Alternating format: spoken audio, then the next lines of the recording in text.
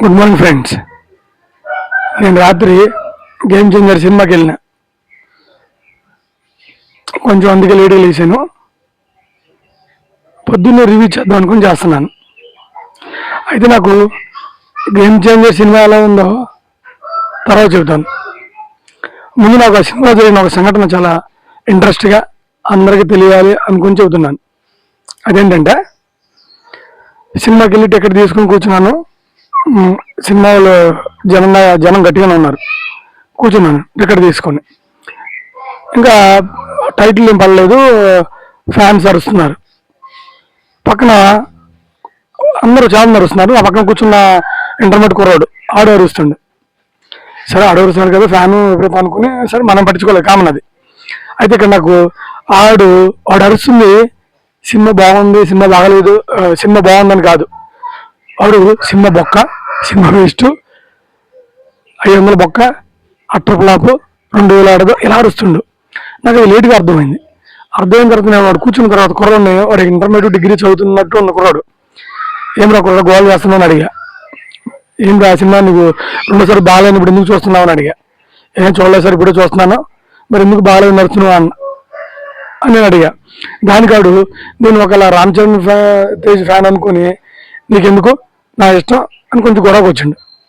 నేను అన్ని చేసినట్టు మెల్లగా ఏం లేదు రా, నేను అల్లు అర్జున్ ఫ్యాను, సినిమా ఎలా ఉందో చూడటానికి వచ్చినాను రా అని అడిగా అని చెప్పాను. నేను అడిగి ఆడదానికి చాలా ఖుషి అయిపోయి చెప్పాలి ఏంటి సంగతి, సినిమా బాగలేదా అన్న.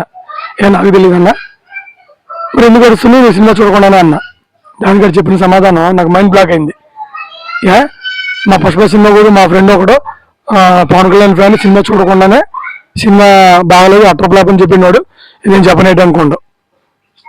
అప్పుడు నాకు ఒకటి అర్థమైంది, మన ఆడియన్స్ చాలామంది సినిమా చూడకుండానే సినిమా అట్రప్లాపు, సినిమా బొక్క అని చెబుతున్నారు.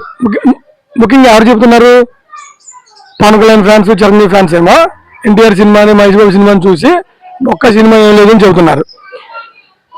ఇంకా Prabhas fans, NTR fans, Allu Arjun fans, Mahesh Babu fans వీళ్ళందరేమో పాపం మన పవన్ కళ్యాణ్ సినిమాలని, రామ్ చరణ్ తేజ్ సినిమాలను చూసి సినిమా ఏం లేదు బొక్క నీళ్ళు చెబుతున్నారు. అంటే సినిమా చూడకుండానే చాలా మంది చెబుతున్నారు అనమాట. నేను రివ్యూలు కూడా గమనించాను. రివ్యూలు కూడా చూస్తే సినిమా బాగలేదు అని చెప్పిన యూట్యూబర్కి ఎక్కువ వ్యూస్ ఉన్నాయి.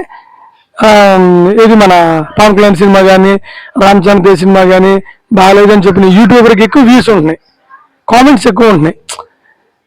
ఇది నాకు ఇలా ఎందుకు ఉంటున్నాయి అంటే నాకు ఒకటి అర్థమైంది. ఏంటి చెప్పనా, మన పవన్ కళ్యాణ్ ఫ్యాన్స్ అయితే అవన్నాయి, లేదా రామ్ చరణ్ తేజ్ ఫ్యాన్స్ అయితే అవన్నాయి, వీళ్ళు ఏం చేస్తున్నారంటే సినిమా బాగలేదు అనుకో, వేరే సినిమా వాళ్ళది సినిమా బాగున్నా బాగలేకపోయినా చూడకుండానే బాగలేదు అంటున్నారు. దాన్ని సేమ్ మిగిలిన ఫ్యాన్స్ ఆఫ్ హీరోస్ కూడా ఫాలో అవుతున్నారు.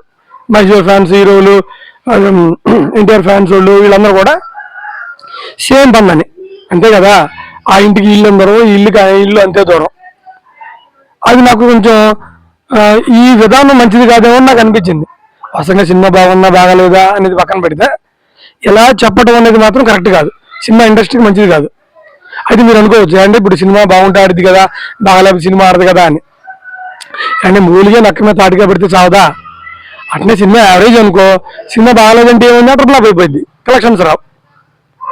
అదే సినిమా యావరేజ్ అయినప్పుడు నువ్వు బాగుంది పర్లేదు చూడొచ్చు అంటే సినిమా మినిమం నష్టం లేకుండా గట్టిన పడింది, అవునా కదా.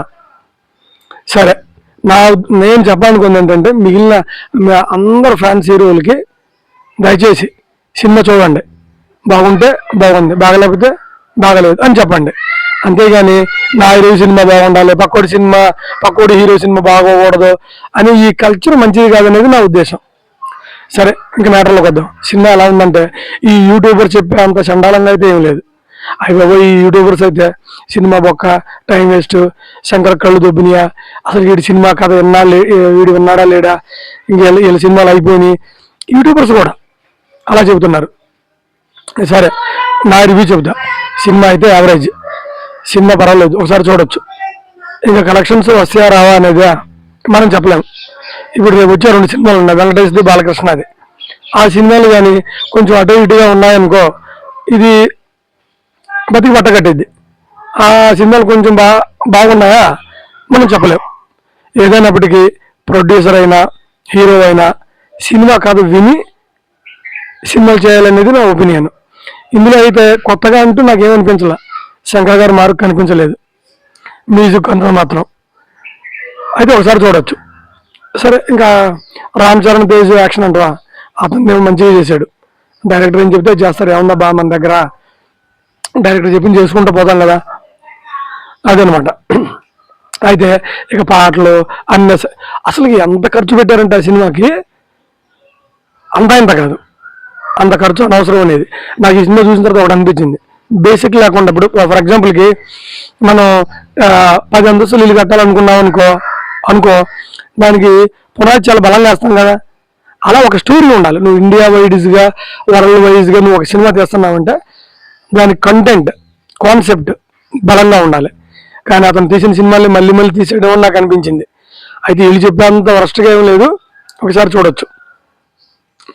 అయితే ఈ అందరు ఫ్రెండ్స్కి నేను చెప్పేది అదే, మీరు ఒక హీరోని కించపరచడానికి లేకపోతే మీ పక్కింటోని ఎదురింటోని దృష్టిలో పెట్టుకొని ఈ సినిమాలు రివ్యూ చేయొద్దు.